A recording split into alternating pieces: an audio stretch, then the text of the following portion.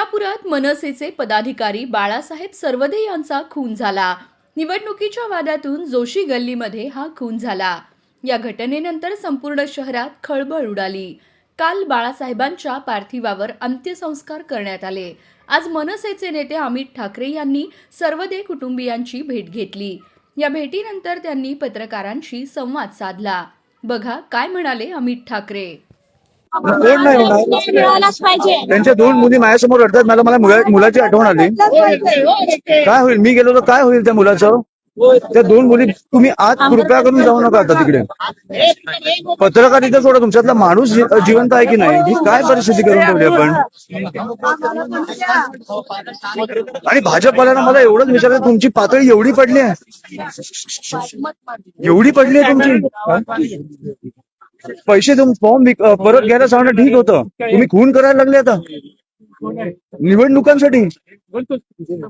मला वाटतं समोरच्या पक्षात पण काही आपले लीडर्स आहेत ज्यांची मुलं आहेत. मी जसा बघून आलो तसं शिंदे साहेबांनी किंवा देवेंद्र साहेबांनी किंवा मला वाटतं ह्या लोकांनी बघितलं पाहिजे ह्या घराची परिस्थिती काय. आणि अशा निवडणुका असतील ना तर नको निवडणुका. आम्ही सगळे फॉर्म परत घेतो, तुम्ही जिंका. ती बघा मुलगी परत उठली. अशा निवडणुका ही आपल्या महाराष्ट्राची परिस्थिती आणून ठेवली आहे तुम्ही.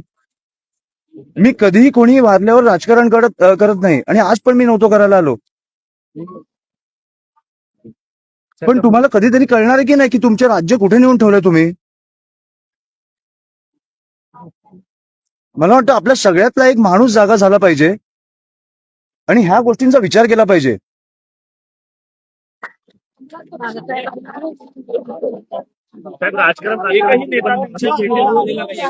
एकही नेता त्यांच्या कुटुंबाच्या भेटीला. माझी विनंती आहे, फडणवीस साहेबांना माझी विनंती आहे, एक दिवस प्रचार सोडा आणि प्लीज या.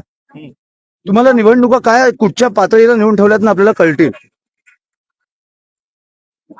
आणि माझी विनंती आहे त्यांना, मोठे नेते आहेत पण मला वाटतं की आपल्या राज्याचे मुख्यमंत्री आहेत, कुठेतरी आपलं राज्य कुठे चाललंय हे त्यांनी पण बघितलं पाहिजे. ही कुठची परिस्थिती आहे. एक आई, एक बायको, दोन मुली आज अस्थि विसर्जन करून आल्यात. कशासाठी? निवडणुकीसाठी. ह्याची उत्तरं मला मिळालीच पाहिजेत आणि बाळासाहेबांना न्याय हा मिळालाच पाहिजे.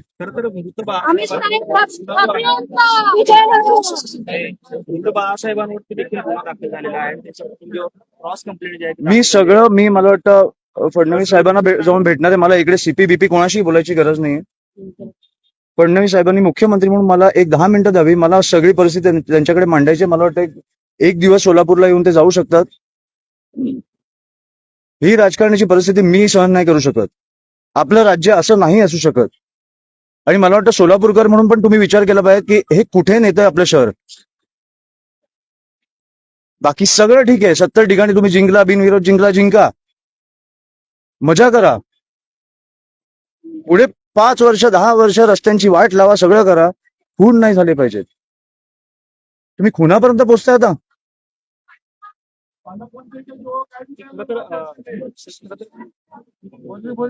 मला काही बोलायचं नाही. मी आता डायरेक्टली फडणवीस साहेबांना जेव्हा प्रचारात वेळ मिळाला फडणवीस साहेबांशी मला वाटतं ते बोललेत, पण मी जाऊन भेटणार आहे तेव्हा त्यांना जेव्हा वेळ मिळेल तेव्हा मी जाऊन भेटणार आहे.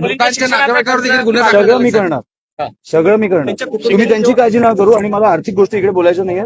बाकी मी फडणवीस तुमच्याकडे मला काही आज काय झालं तर मला काही